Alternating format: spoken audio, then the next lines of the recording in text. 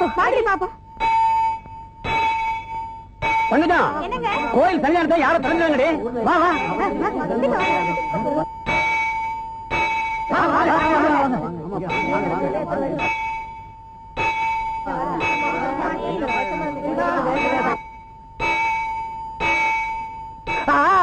ஐயோ மணி அடிச்சிருச்சு, மணி அடிச்சிருச்சு. இத்தனை வருஷமா அடிக்காத மணி இப்ப அடிச்சிருச்சு. கோவிலை திறந்துட்டாங்க இருக்கேன். எந்த பாவிடா கோயில திறந்துவன்? எங்க கோவில திறக்கிறது பாவமா? அப்பா யாரோ புண்ணியவான் திறந்துட்டான், விட்டுருப்பா. எப்படிமா முடியும்? அப்பா மூடுன கோயிலாச்சே.